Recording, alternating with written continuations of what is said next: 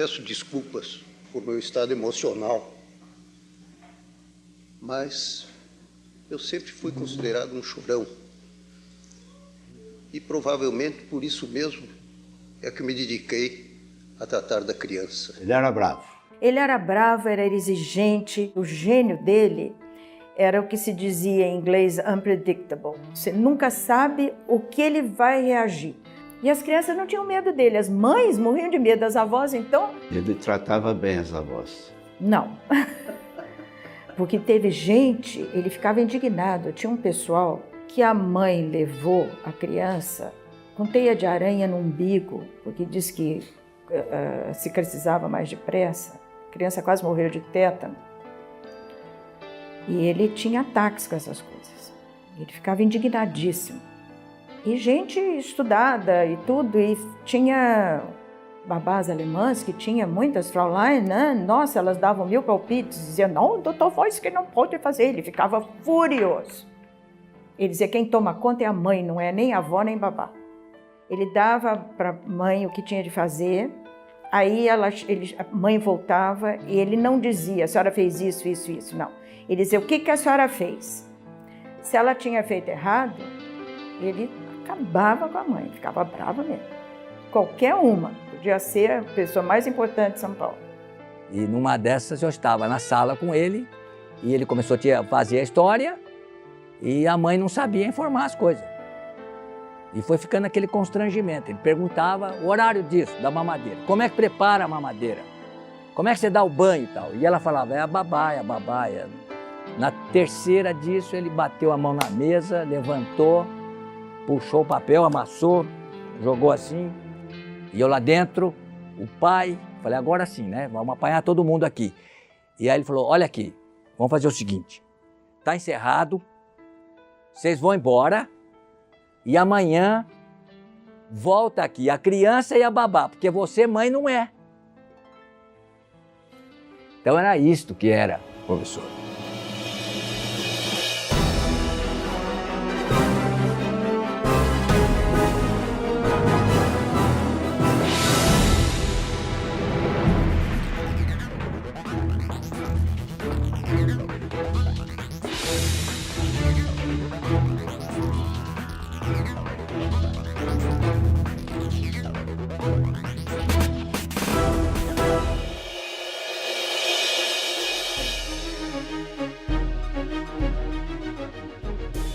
Meu pai nasceu em Curitiba, era o 8º filho.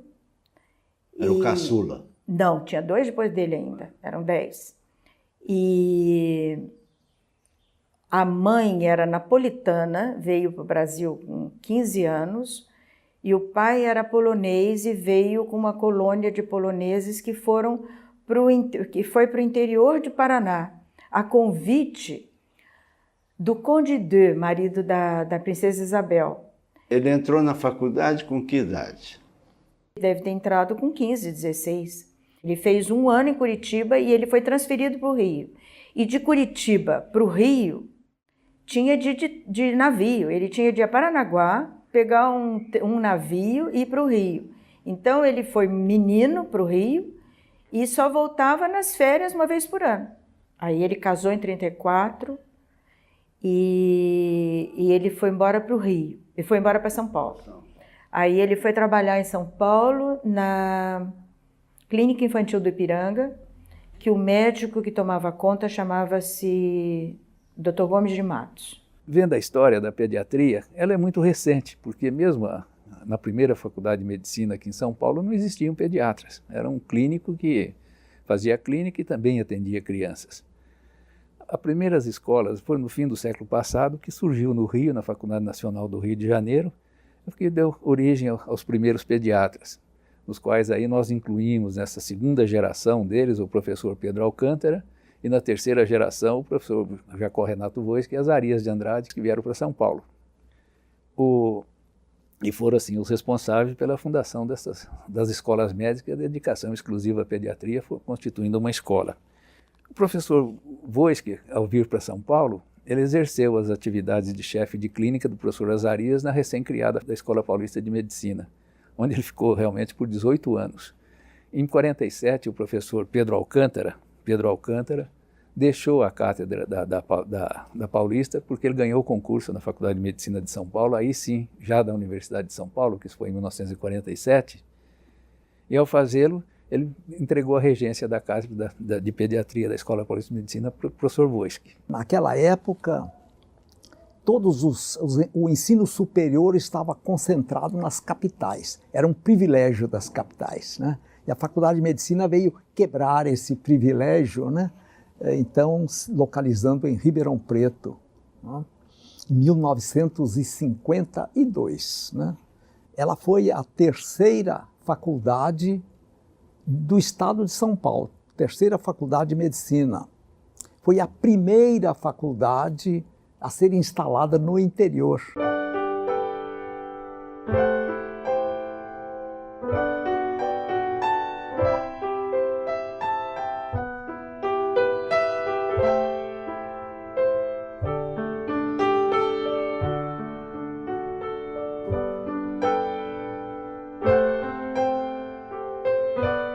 Em 1956, atendendo o convite do professor Zeferino Vaz, o professor Jacó Renato Voisky criou o Departamento de Puericultura e Pediatria com importantes inovações dentro do currículo médico da Faculdade de Medicina. O professor Zeferino Vaz usava um chamariz para atrair docentes, para conseguir trazer docentes para o interior, tirar de São Paulo, tirar do Rio, de Belo Horizonte e trazer do estrangeiro também, né?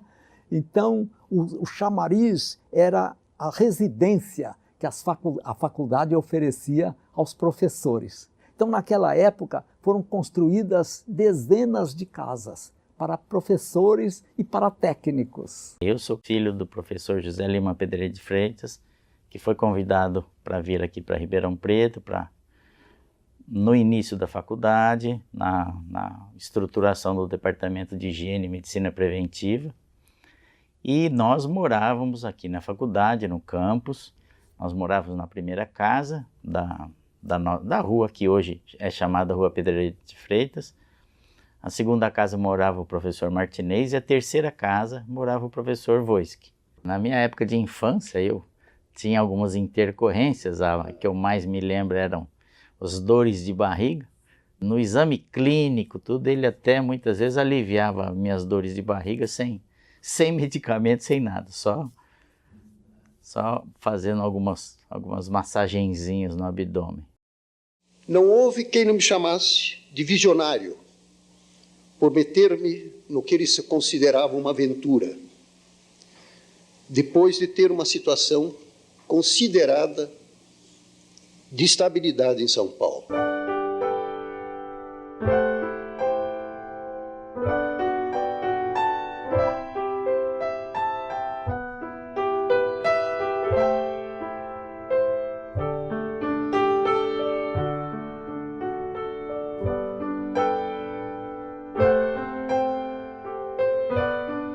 Ribeirão Preto, naquela época, assustava. A gente ouvia depoimento de mãe, de esposas de professores da época, que até muito folclore, né, de promessas de helicóptero para fazer compras na cidade e tudo, que eu imagino que seria vir para Ribeirão Preto em estrada em terra, usando o tal guarda-pó, né, antigo. Não havia avião, não havia trem, não havia nada disso, a estrada sequer era asfaltada, para enfrentar um empreendimento pioneiro de uma escola onde os professores exerceriam seu mistério em tempo integral, dedicação exclusiva ao ensino, assistência e à pesquisa. Esse é um ponto trágico. A minha mãe não queria mudar, porque nós morávamos em São Paulo, a minha mãe era carioca, morou em São Paulo muitos anos e a vida toda o sonho dela era voltar para o Rio. A família inteira estava no Rio e família bem carioca nunca saiu do Rio.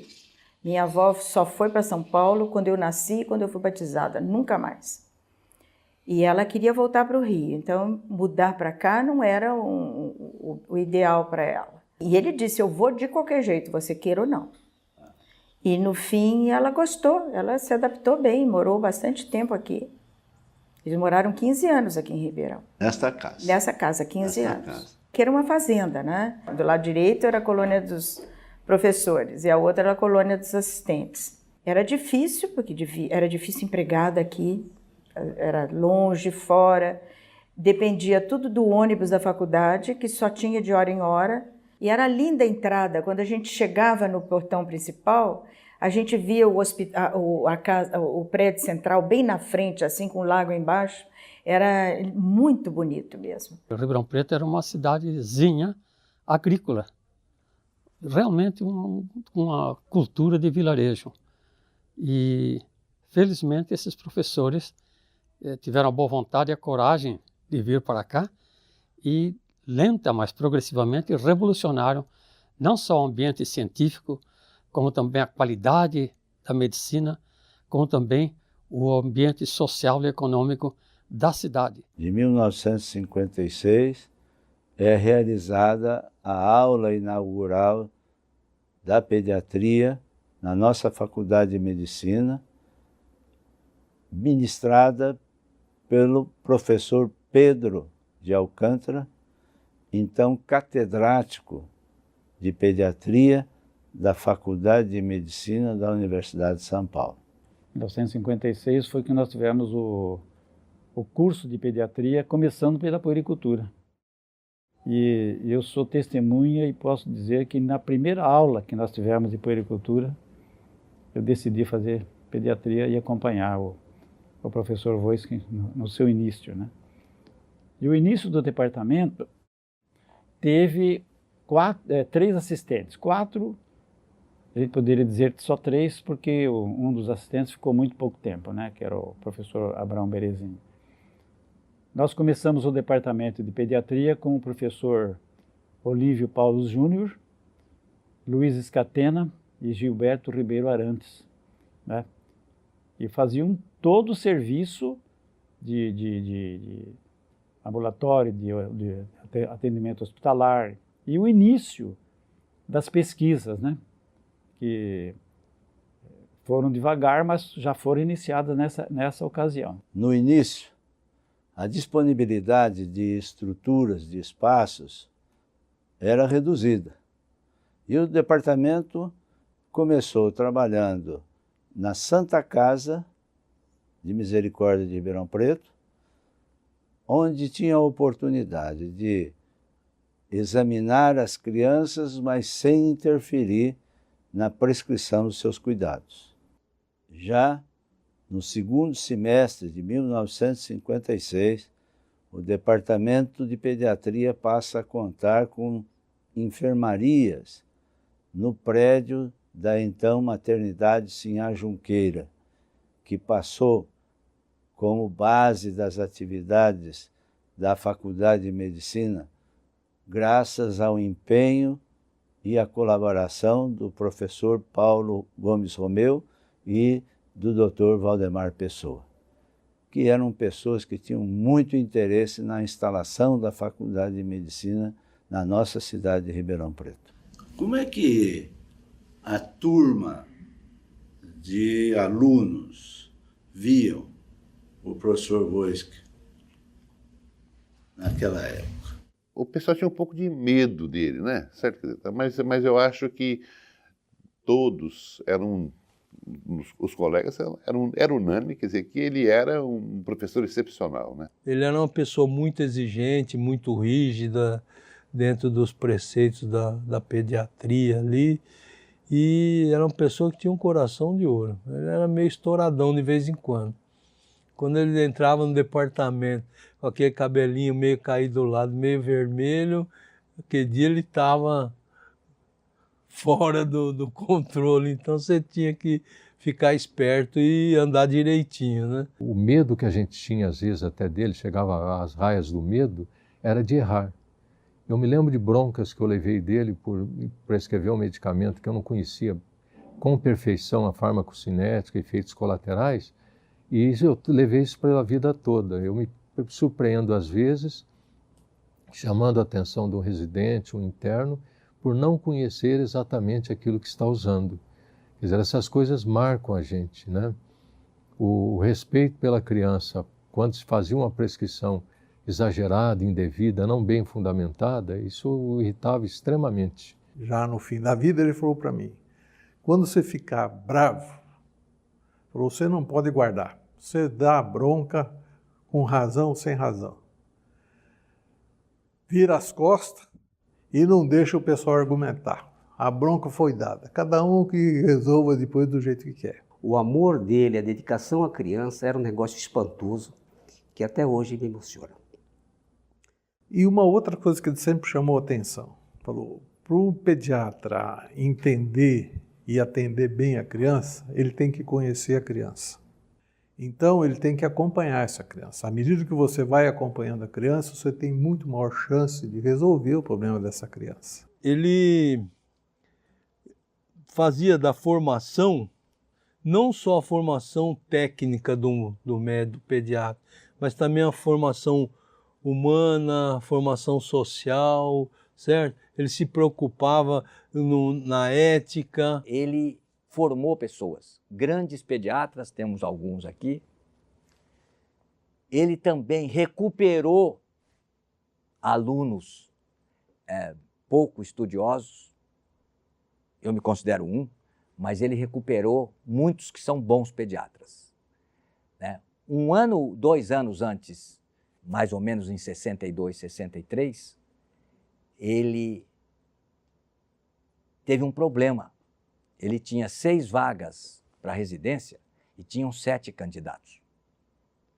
E ele chamou o melhor aluno, que era monitor do departamento, tudo organizadinho, certinho. Esse eu falo o nome, era o Pilton. Chamou o Pilton e falou, Pilton, você vai formar e vai embora. Imagina a situação do Pilton, formar e vai embora. Mas naquele tempo a residência não era igual agora, mas enfim. Mas como, professor? Você vai formar e vai embora. Por quê? Primeiro, o problema que você tiver lá, você me chama, eu vou lá, ou você traz a criança aqui. Como se Lins fosse pertinho assim, mas ele achava. Segundo, que tem um aluno que ele não pode ir para a rua atender a criança porque ele não sabe nada de pediatria. Ele passou o curso aí levando na flauta, não sei como ele se formou. E agora eu não vou deixar ele matar a criança aí na rua. Então você, como é muito bom aluno, você vai embora e o pior vai ficar aqui. E o cara ficou, o Pilton foi embora, virou um bom pediatra, não posso dizer se foi grande ou pequeno, porque ele foi para uma cidade de interior, mas que saiba, ele foi um bom pediatra, porque nunca teve nenhuma notícia que o desabonasse. Pelo contrário, de ver notícia que os caras falavam, fulano foi pediatra do meu filho, ele é muito legal.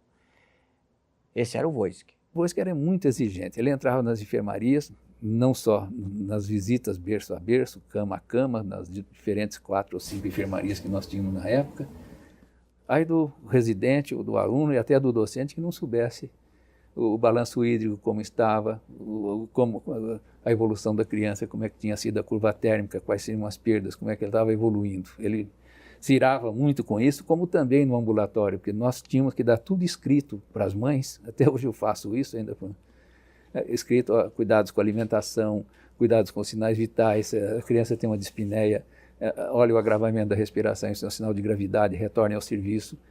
E muitas mães, mas eu não sei ler. Mas eu falo, mas ela não sabe ler, mas alguém lê, você está educando. Ele era, até certo ponto, duro, né? Muitas vezes até tinha uma grande autoridade e às vezes resvalava para o autoritarismo, sem dúvida. Mas sempre tinha o pano de fundo o bem-estar da criança. Eu assisti num plantão meu no pronto-socorro municipal, ele apareceu de repente e entrou na sala onde eu estava examinando uma criança, e entrou na discussão, quis me ensinar coisas, como sempre, ele não se continha, e a criança estava muito mal higienizada, exalando um odor desagradável, e ele deu uma bronca nos pais da criança. O pai da criança começou a chorar, dizendo que era muito pobre, que estava totalmente deslocado na vida, isso não era uma coisa importante para ele. Eu assisti ele começar a chorar também. Ele chorou junto com o pai. apesar de faltar a base laboratorial dele, ele foi nos Estados Unidos, procurou a parte de microtécnica, que era o avanço da pediatria, porque era a técnica de pequenas amostras. Então ele trouxe para Ribeirão Preto, entusiasmou e estimulou a gente a entrar no laboratório e trabalhar, desenvolver pesquisa de laboratório. A criação do laboratório de microtécnica pelo Departamento de Pediatria representou um enorme avanço no diagnóstico laboratorial das doenças das crianças. Além de permitir que se fizesse diagnóstico com pequenas amostras de sangue, diminuía muito o sofrimento e a expoliação do sangue dessas crianças. Tanto é assim que muitos métodos que a gente aprendia na clínica médica, depois a gente transformava para micrométodo. O ajuda do seu Guido. O seu Guido era um especial. E a gente transformava isso para a técnica de microtécnica. Assim também foi com o metabolismo do ferro, né? Foi com a pesquisa do ferro, dosagem de ferro sérico. A dosagem era para macrotécnica. Então eu tive que desenvolver isso para microtécnica e para usar no laboratório de pediatria. Não tinha jeito de ser diferente, né? Porque para colher 5 ml para você dosar ferro, só para dosar ferro, então com isso uma gota de coisa você dosava. Era tudo na ponta do dedo com pipeta lambda, né? Que pegava micro quantidade de sangue. Então a gente fazia quase tudo com a criança sem judiar muito da criança. A microtécnica, o sofrimento das crianças diminuiu muito e possibilitou investigar e descobrir coisas que a gente não tinha chance de descobrir, né? Dentro das propostas inovadoras apresentadas pelo professor Voisk, foi o atendimento extramuros, fora das estruturas hospitalares do Hospital das Clínicas, seja da cidade e posteriormente desenvolvidas no HC do campus. No início do departamento, a enfermaria era pequena, nós tínhamos só 3 salas, pelo que eu me lembro, e o Dr. Voisk adotou um ambulatório na Fazenda Iracema, naquela ocasião do senhor Tomás Waitley. Que era médico, era amigo de alguns docentes, então se prestou a esse trabalho de atendimento fora do Hospital das Clínicas. Nós tivemos um ambulatório por muitos anos, né? E íamos lá semanalmente nesse ambulatório. Mas logo depois, Cássia dos Coqueiros entrou também com a instalação de um posto de atendimento, né? Naquela época, o professor Pedreira de Freitas fazia pesquisas em Cássia dos Coqueiros sobre moléstia de Chagas. Então, pelo fato de a população colaborar nas pesquisas do professor Pedreira, nada mais justo do que terem um atendimento médico, né? Então se instalou em Cássia dos Coqueiros um posto de atendimento médico, né? Eu tive a oportunidade de ir com residentes, com alunos da pediatria, né, com docente da cirurgia, fazer atendimentos em Cássia dos Coqueiros, né? Em 1968, ele foi à usina São Martinho, de açúcar e álcool. Com isso, nós instalamos um ambulatório de puericultura na usina São Martinho. A ideia era atender a criança com saúde, a partir do nascimento, né, fazendo então puericultura. Mas as crianças doentes começaram a aparecer também no ambulatório e elas foram atendidas, logicamente, né?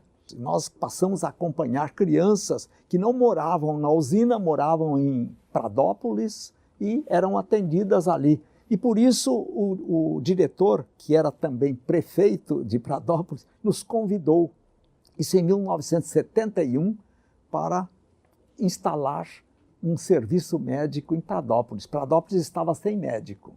E nós, que já conhecíamos a população de Pradópolis, pelo trabalho na usina São Martinho, então propusemos a ele que, ao invés de um hospital, ele poderia construir um ambulatório comunitário, então atendendo a adultos, crianças, homens, mulheres, né? E ele então construiu um centro grande, um prédio grande que acomodou todas as clínicas, né? E a faculdade, a pediatria, então, se beneficiou como centro importante de ensino em comunidade, né?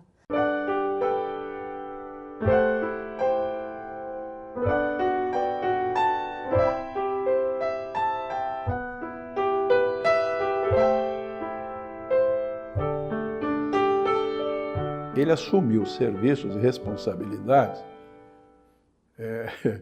muito além da estrutura que ele dispunha e sem o apoio do grupo de docentes que ele tinha. Ele contou com um punhado de indivíduos, de jovens idealistas, que seguraram a barra. Primeiro, junto com a prefeitura, no tempo do Nogueira, ainda como secretário, com a unidade de hidratação infantil, que é ali no Sasson. Ali desembocavam todos desidratados. Depois pegou Santa Lídia, que estava numa situação crítica, até de descrédito junto à população. Reergueu o nome da parte da pediatria de Santa Lídia. E junto tudo, não foi um separado do outro, fomos lá para o chamado Hospital Pronto Socorro Infantil Municipal, que é hoje a UBDS Central, onde o Naú teve lá o serviço dele de hidratação, e geral também, patrulha geral. E que foi uma coisa extraordinária. Antigamente, quando você tinha uma criança queimada aqui, ela tinha que ser encaminhada para São Paulo, ela não era tratada aqui. E na viagem muitos morriam, ou então elas voltavam de São Paulo, eles mandavam de volta, né? Porque afinal tinha uma universidade, tinha uma faculdade e não se tratava de um queimado. Então ele resolveu montar um serviço de pronto-socorro infantil. E eu fui um dos designados por ele para ir para lá. E era interessante, a confiança que nós tínhamos no chefe, a liderança que ele tinha, era tão grande que nós não discutíamos. E lá fui eu montar o pronto-socorro. Foi uma luta muito difícil, não foi fácil. Montamos serviço de pediatria, montamos serviço de queimado. E a evolução desse hospital foi tão grande na comunidade que a mortalidade infantil começou a cair naquela época em níveis semelhantes aos níveis que caiu na mesma época em São Francisco, na Califórnia.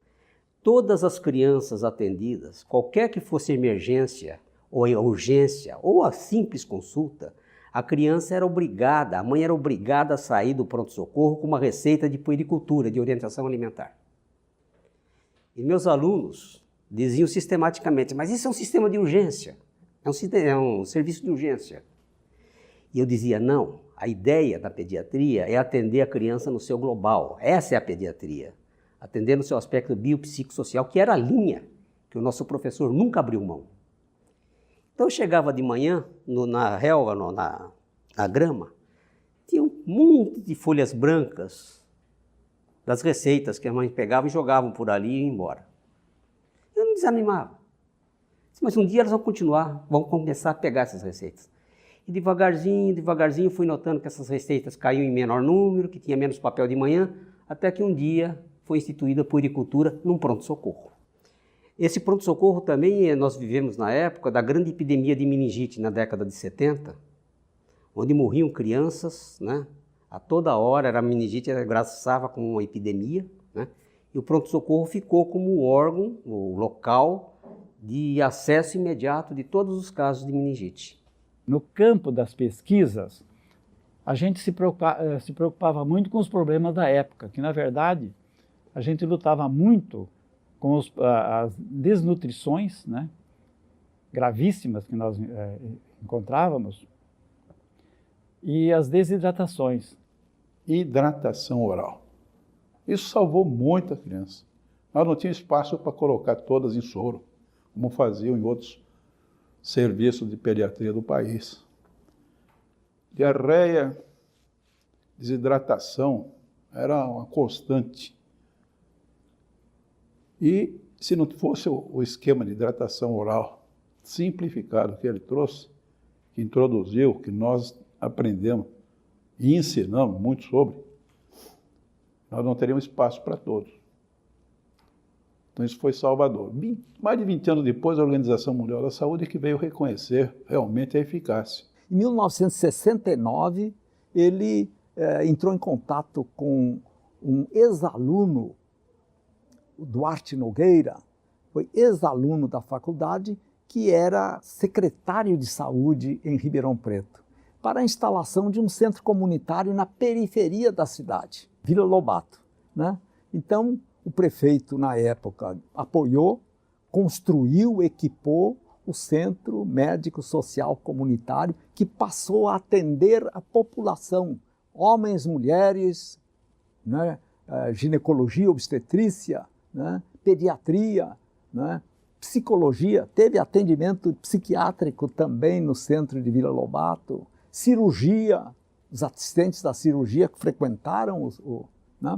Isso depois foi se modificando, né? Vendo a adequação cada vez melhor, então houve modificações, né? Mas Vila Lobato ainda presta um grande serviço ali à população que cresceu, né? Um bairro grande, então foi importante. Dentro do aspecto de atendimento e de promoção de saúde, o departamento também se envolveu na instalação do Centro de Saúde Escola, com a participação de seus docentes. Um grupo de docentes que pensavam em pediatria social, né, que estavam preocupados com pediatria social, nós discutimos e resolvemos fazer um programa ousado, houve ousadia, né, de atendimento em Ribeirão Preto.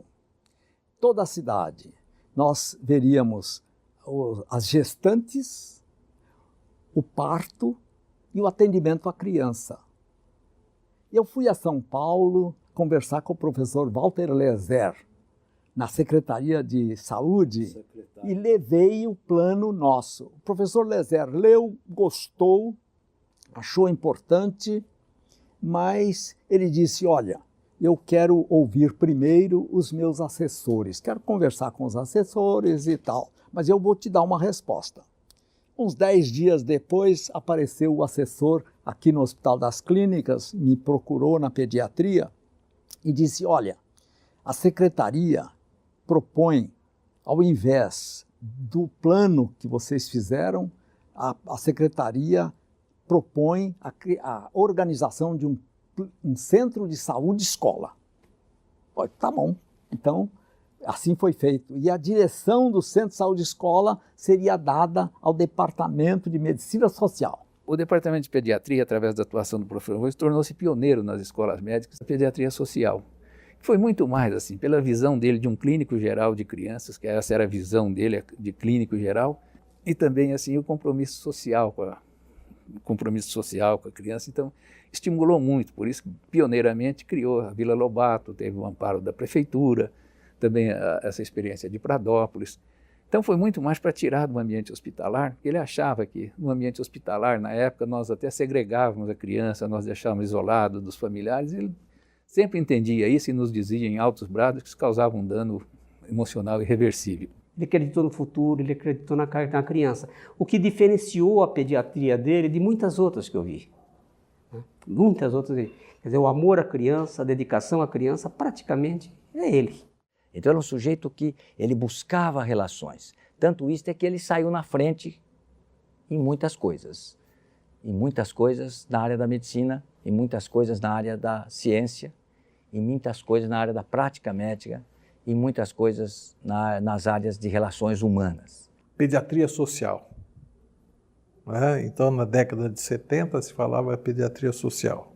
Pediatria social não é uma especialidade médica, né? Como alguns podem pensar, né? Mas a pediatria social é simplesmente atitude. Depois, eu conversando com ele as últimas vezes, ele falava, não existe pediatria que não seja social.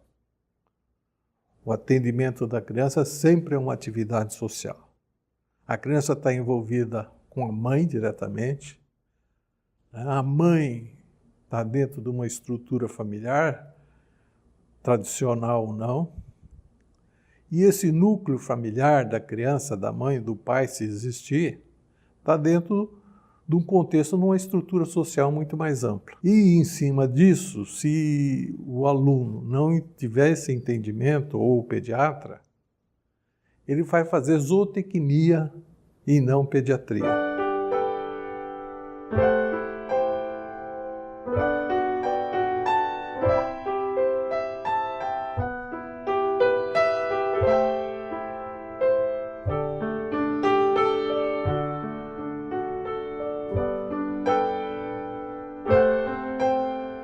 Graças ao reconhecimento da atividade e capacidade daquilo que o professor Voisky desenvolvia em Ribeirão Preto, a Josiah Macy Foundation contemplou o departamento com uma verba para a formação de médicos em atuação nos diversos pontos do país, para uma atenção comunitária, humanizada e integral à saúde da criança. Eu quase caí de costas quando ele falou que estava lá para uma reunião com a Macy's Foundation, que havia recebido um grant e uma doação. Pela razão muito simples, as fundações americanas não fazem caridade. Eles fazem, são as fundações filantrópicas. Filantropia não é caridade. Na filantropia, você faz um investimento bem planejado, bem dirigido, e ele entra nesses dois níveis, com o objetivo de obter um retorno social importante e perpetuado, self-sustaining, que é o nosso, como chama aqui? Sustentável. Sustentável. É? Sustentável. E ele, só isso, eu conheci pouquíssimos pesquisadores ou chefes de serviço que receberam alguma doação de grandes fundações, como a da Macy's, que é uma das mais tradicionais de lá, ou de qualquer outra fundação. Pouquíssimos lá e pouquíssimos aqui, porque poucos tinham as qualificações de competência profissional, capacidade administrativa, capacidade de planejamento, capacidade de execução que ele tinha. As residências de pediatria praticamente eram limitadas a São Paulo, Rio e Distrito Federal. Não existia concurso para residência. Então, para você conseguir uma residência, você tinha que ter um conhecido no serviço que oferecia a residência que te facilitasse o acesso. Ou seja, era dificílimo. E eu sempre quis pediatria e queria muito fazer uma residência, achava muito importante. E eis que eu tive a sorte de, no final do ano de 1968, o professor de pediatria da Universidade Federal do Rio Grande do Norte recebeu uma carta do professor Voisky, oferecendo uma vaga financiada pela Macy Foundation, que tinha como objetivo formar pediatras para atuar como docente no local de origem. Isso foi, assim, um prêmio. Eu vim para Ribeirão Preto para fazer essa especialização. Então, éramos um grupo que tinha como objetivo fazer toda a programação prática da residência médica e, paralelamente, nos era oferecido um curso sob forma de aulas e seminários com os melhores professores, inclusive muitas com o próprio professor Voisky, que tinham como objetivo aprofundar a formação para a docência e também para cobrir possíveis falhas das universidades mais pobres, mais deficientes, que a gente acabava tendo um pouco de deficiência de conhecimento. Então foi uma questão muito importante esta, né? Durou 3 anos, foi até 1972, o programa de pediatria social. Quem era para nós o professor Voisky? Além do nosso herói que nos deu essa oportunidade, era bastante temido. Por quê? Porque ele era muito dedicado, muito preocupado com o ensino, muito preocupado com a saúde das crianças, mas muito exigente. Pioneiro da pediatria social do Brasil, sem dúvida nenhuma, né? E com isso ele conseguiu muitos adeptos, né? E isso aí propagou para o Brasil inteiro, tenho a impressão, porque tem muita gente que formou aqui, fez pediatria, está aí fora, né? E com isso ele divulgou esse espírito humanístico dele, né? Exigente, né? Formou uma escola, né? Uma filosofia, né? O professor Voisky dizia, você tem que gostar da criança doente, porque a da criança bonitinha que está sorrindo e tal, isso aí não tem problema. Agora, quando ela está chata, chorando porque ela não está bem, então aí que você tem que gostar mais dela. E teve a coragem de usar a palavra amor, né, que hoje seria, na época era considerado piegas, né? Falar em amor em medicina, achei que está louco. Né? Hoje se fala muito, né, em todas as possibilidades e tudo, mas na época, não ser técnico, né, não falar em dosagens, em miligramas, em nome de doença, mas falar em amor como razão primordial de todo o relacionamento humano, como está na apresentação do livro Nutrição Dietética Pediátrica, mostra bem o tipo de professor que ele foi. O professor Voisky tinha uma dedicação e uma diferenciação especial nos assuntos relacionados à nutrição da criança. Sempre promovendo o aleitamento materno, nunca deixou de apoiar as indústrias no desenvolvimento de fórmulas para aquelas crianças em que o aleitamento materno não foi possível ou não era permitido. Quando ele veio para cá, a empresa onde eu trabalhava também teve todo o cuidado de a gente trabalhar à altura com ele, né? Nos adaptarmos àquilo que era o professor Voisky. E quando aqui chegou, né, ele praticamente levantou a bandeira do aleitamento materno. O professor Voisky sempre nos recebeu muito bem, sempre nos deu muito prestígio em tudo o que ele fazia. Algumas coisas são interessantes, porque o nosso trabalho também, e eu particularmente, não sei como, eu consegui me adaptar. Ao professor eu nunca fiz uma propaganda médica, como era naquela época, divulgar as qualidades, os benefícios e as indicações dos leites. Eu entregava um documento para ele e pedia que depois, um outro dia, ele me desse a sua opinião. Talvez por isso ele nunca deixou de me receber. Eu representava uma empresa multinacional de leites infantis. E o professor, um dos mais importantes naquela época, mesmo porque ele era importante como professor de tudo da pediatria, e era a bandeira do aleitamento materno. Uma das características admiráveis do professor Voisky era a sua inquietude, a não aceitação e a não acomodação diante da falta de equipamentos ou de recursos. Se não existiam, vamos procurar fazê-los. E com isto estimulava a criatividade de muitos que o apoiavam na busca dessas ideias inovadoras. O Brits era um cara especial nisso. Eu lembro que quando nós fomos lá para saber, bom, nós precisamos fazer a contagem do corpo inteiro do rato, seu Brits. Então nós temos que fazer ele girar em torno do... Como é que nós vamos fazer isso? E pensou, ó, você me dá uns dias aí, depois me chamou lá e falou assim, ó, descobriu o jeito. O rato entra em qualquer buraco. Então tinha aquela parte central do rolo de papel higiênico. Ele falou assim, o rato entra lá. Ele fazia o rato entrar no papel higiênico, naquele rolo central, punha dois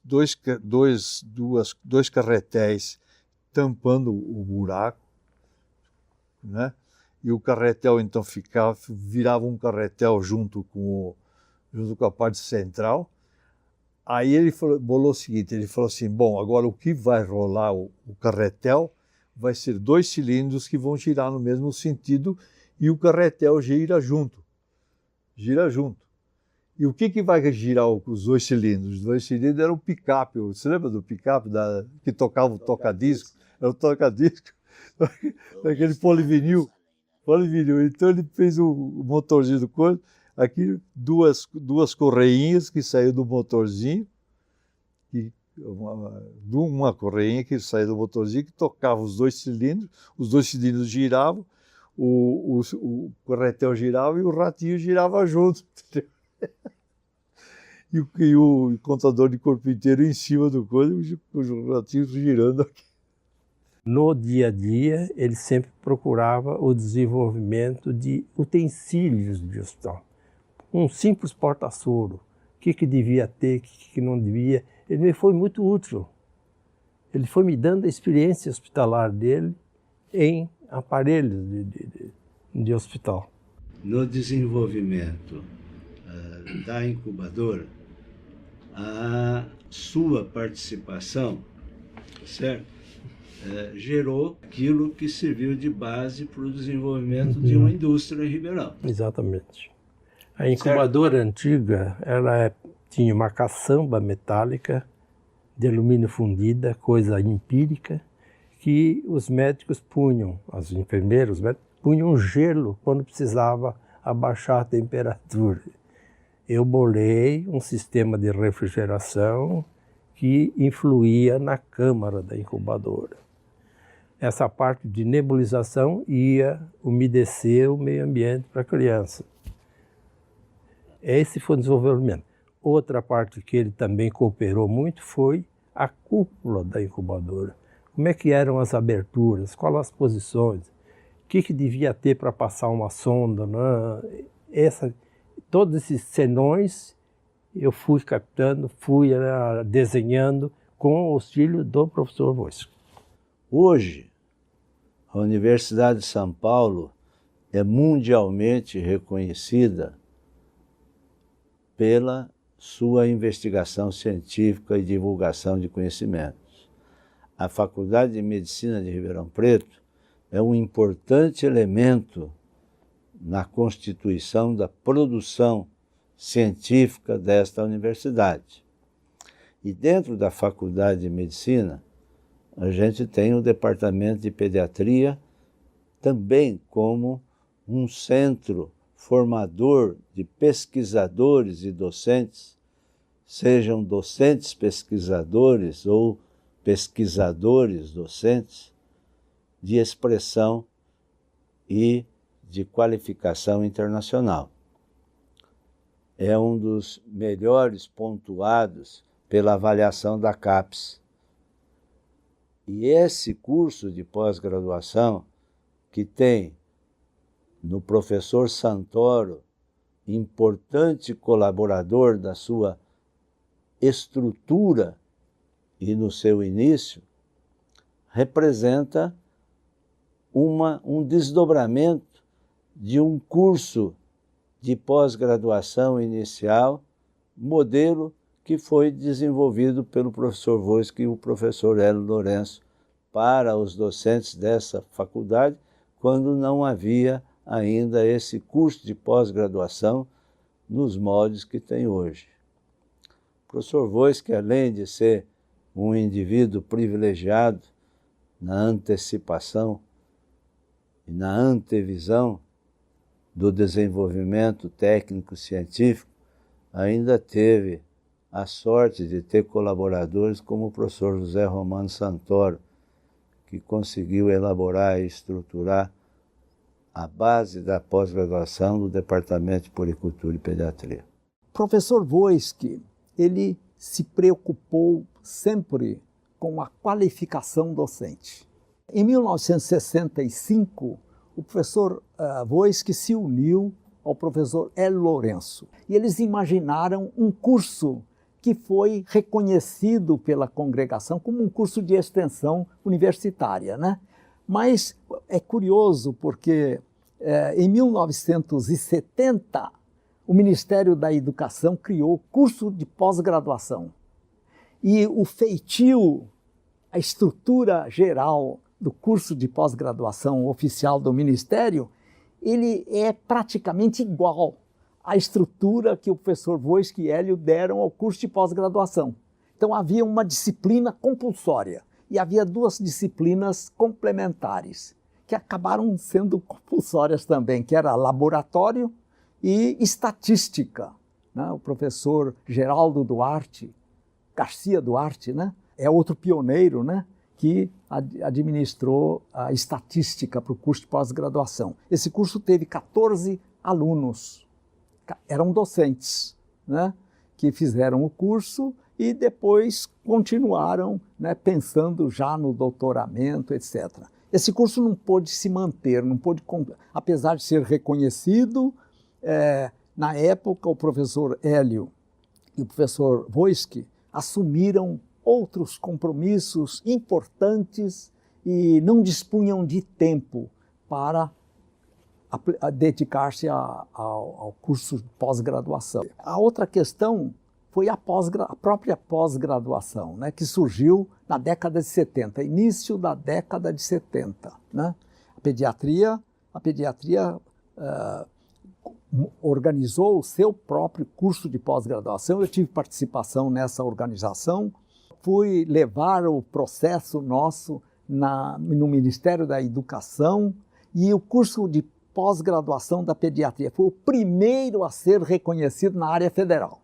Do ponto de vista de expressão externa e dentro da medicina, e dentro da Universidade de São Paulo, em São Paulo aqui era pequenininho, porque o campus era só a medicina aqui, ele era o professor de maior expressão. E dentro da congregação ninguém tinha coragem de enfrentar o Voisky.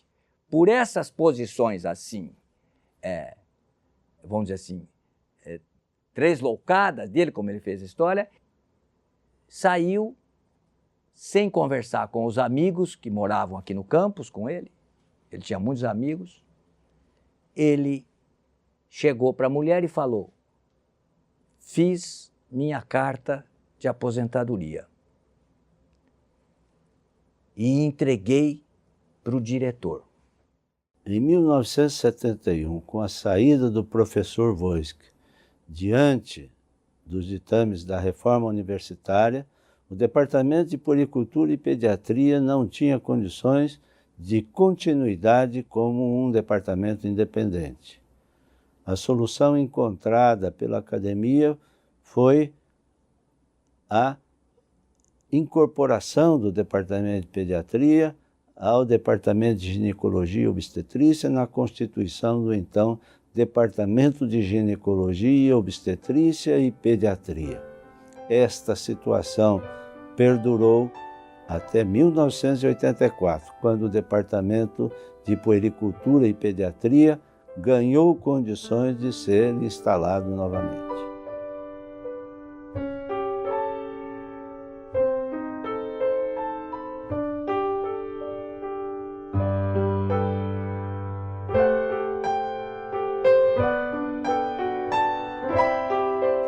Apesar de não me sentir à altura daqueles que aqui encontrei e conhecendo muito bem as minhas limitações, procurei estimular a formação dos que comigo aqui vieram trabalhar, de modo que se viesse a produzir e desenvolver aquelas atividades que eu tanto almejava.